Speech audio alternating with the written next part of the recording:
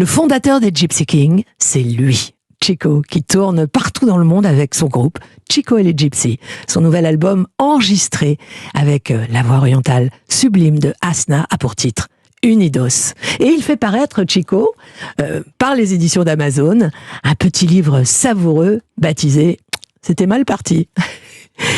Chico, votre destin, il s'est écrit au fil des rencontres et c'est ainsi que votre musique vous a fait voyager vraiment dès le début de l'aventure.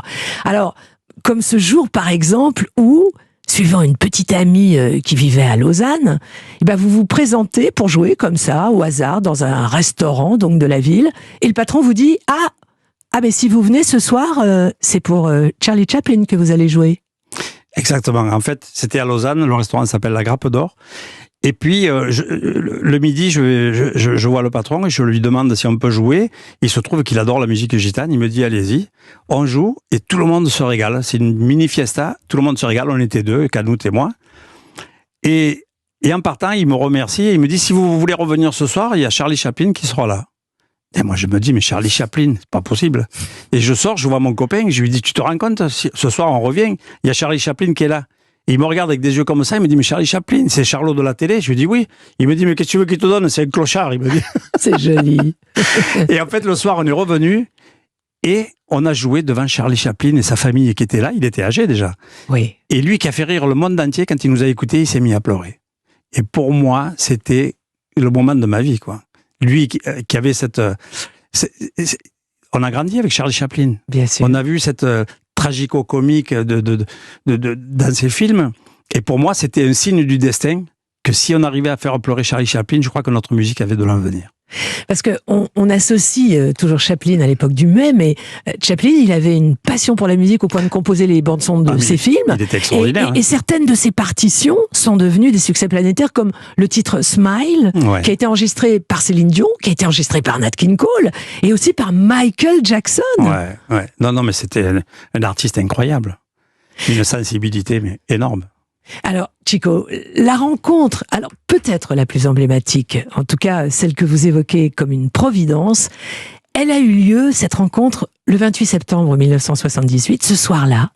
Vous jouez sur une plage de Saint-Tropez, où l'on fête, sous les étoiles, l'anniversaire de celle qui deviendra pour vous une sœur. C'est Brigitte Bardot. Une grande sœur. Elle me disait, je suis ta grande sœur, tu es mon petit frère. Mais vraiment, il y a une amitié qui est née ce jour-là. Et c'est toujours le hasard ou mon destin qui m'amène à aller dans un magasin de musique, acheter des cordes de guitare. Et le propriétaire me dit, Chico, c'est bien que tu sois venu. Est-ce que ça te dit d'aller jouer pour un anniversaire? Je lui dis évidemment. Il vous dit juste un anniversaire, mais il vous dit pas de qui. Après, quand j'ai dit oui, il me dit, et en plus, c'est pour Brigitte Bardot. Ah, alors là, c'était le miracle du siècle. Du coup, on va dans cette soirée. Il y avait 10 personnes qui étaient là. Elle nous a reçus d'une façon incroyable. On a joué, chanté, dîné avec. Elle jouait des maracas. Maracas, guitare. Elle joue de la guitare, Brigitte. Elle joue de la guitare, elle a dansé. Et elle chante très bien. Elle a chanté avec nous. Et ça a été vraiment incroyable. Elle me dit, c'est un des plus beaux anniversaires de ma vie. Et ça a duré comme ça toute la soirée. Et à la fin de la soirée, elle me dit, mais combien je vous dois? Mais je lui dis, excusez-moi, mais c'est plutôt moi, combien je vous dois? Et elle me dit, non, ça c'est autre chose. Et finalement, je lui ai dit, écoutez, c'est mon cadeau d'anniversaire, tellement qu'on s'est régalé. Et là, elle m'invite, elle me dit, écoutez, alors venez déjeuner demain à la Madrague. Et on se retrouve à la Madrague où on se fait encore une petite fête et on déjeune. Et ce jour-là, elle faisait un reportage pour Jour de France. Et on se retrouve en double page, en photo avec une double page dans Jour de France avec Brigitte Bardot, où personne ne nous connaissait. Incroyable. Et du coup, une amitié est née, et ensuite c'est elle qui venait pour mes anniversaires en Camargue. Absolument. Et alors, il paraît que spontanément, Bardot a appelé tous ses copains producteurs pour leur parler de ce groupe de musique gitane qui avait vraiment tout pour réussir. Donc, elle insistait, mais le problème c'est qu'à l'époque, la star absolue c'était Manitas de Plata, et il n'y avait pas de place pour d'autres gitans starisés, vraiment. Ouais, puis elle me disait, mais ils comprennent rien. Enfin, on n'avait rien à voir avec Manitas. Manitas, c'était un guitariste, nous, on était un groupe. Plus flamenco, pourrait-on dire? Plus flamenco, plus traditionnel, dans son style à lui, qui était un style unique. Hein. Oui. Mais nous, on était plus festifs. On était, c'était la fête. Et Brigitte me dit, mais écoute, quand tu auras une soirée sympa, tu m'appelles, je viens avec vous.